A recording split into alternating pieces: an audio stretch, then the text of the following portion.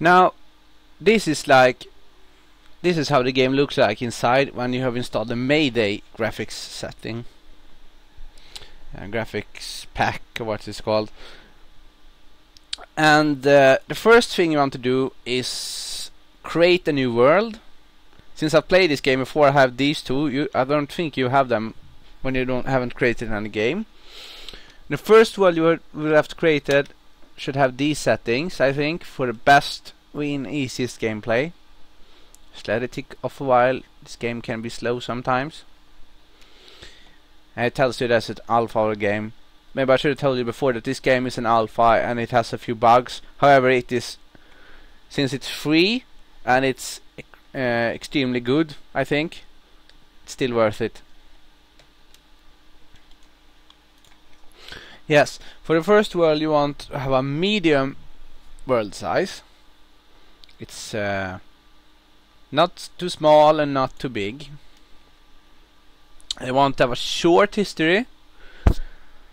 This is because sometimes the other civilizations take over and some dwarf civilizations die out, and lots of other stuff. You want to have medium number of civilizations, and I probably want to have very high number of sites. I want to have low number of beasts. This is because in your first game you don't want to run into some of the more dangerous savage beasts.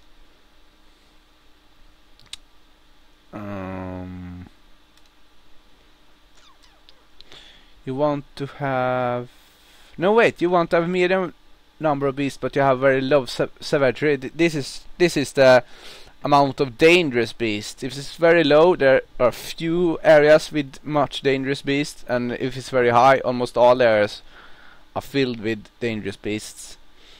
You also want to have minerals almost everywhere, I think, because in your first fort you probably want to have at least copper or bronze, easy to get, maybe even iron. And when you've done all these settings, you can just press U to create this map. And as you can see, it will work and do all the calculations and whatnot. I'm going to pause the recording and continue when it has created it. Now, this is how the world will look when it has been fully created. Or something like this, not exactly like this. And to use this world, you press enter, like it says there. And now it has to offload units and work a little more. I will pause this and continue when it's done. Now, when you have created your first map, you want to start playing. And your region will have, or map will have, the highest number, of course, since it's the latest one you've created. And as you can see here, there are two modes you can play. One is Dwarf Fortress and one is the adventure mode. I'm not going to play the adventure mode like I said before. And there's also Legends. Legends isn't really a game. It's more where you can watch the history of the region. You can look at the different historical persons and noteworthy monsters like dragons and stuff, and see what has happened to them, or if they are dead and who killed them and stuff like that. I'm going to play Dwarf Fortress now, not look at the others. Now it's going to load the map, I think. Sometimes it takes a while for this game to work, even on a reasonably strong computer. Here we are. As you can see, there are 3 window screens here. The first one is the entire world, and this one is the region, only the not exactly entire world. I think it's inside the X in the world. We have the region here, and then inside the region here on the X we have the local area. And this 4x4 area is where you'll build your first fort. However, you can of course move around on the map here. You don't really have to build your first fort exactly where it says in the start. And you move around in the region with the normal number keys. No, not number keys, normal arrow keys I mean. And if you want to move around in the world area, the world region, I mean the world map, you hold shift and use the arrow keys. And if you want to move around in the local area here, you use U, M, K and H like it says here. Like it says here, you can resize the local area so you can actually have a fort with a smaller size, but I prefer 4x4 fort. If you got FPS issues with the game while you play, you can make a new fort with a smaller fort area, because there will of course be less things for the game to process and stuff like that. Now I'm going to explain a little bit more on the map, because I think it might be very confusing at the start to see all of these symbols and not be sure where you want to settle and what you want to look for in your first fort. Sorry. First thing I'm going to explain is the surroundings. Now, the surroundings have 3 different levels of savagery.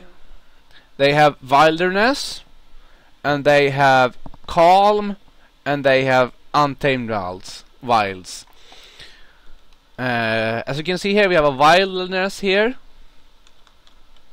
and maybe I can find one that it's calm. Here is one calm, and perhaps I can find one with untamed wilds, but I might not, since I turned down there untamed wilds. Now this means the savagery means how difficult the creatures are in the area. I'm not sure if it affects the creatures underground, but it does affect the creatures above ground.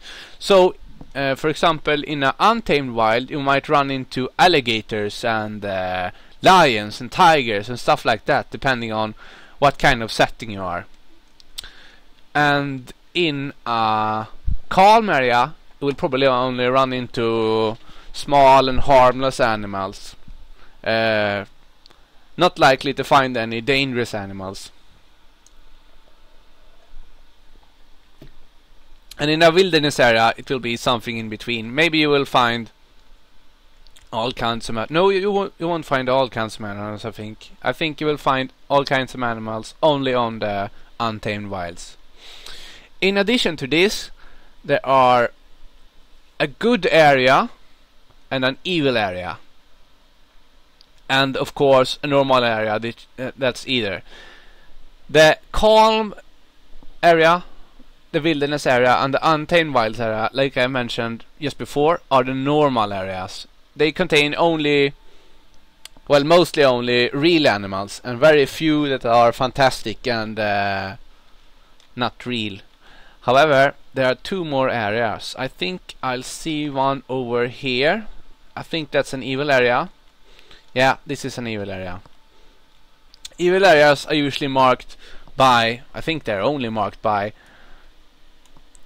being purple on the map. And this is the easiest kind of evil area. It's the sinister area.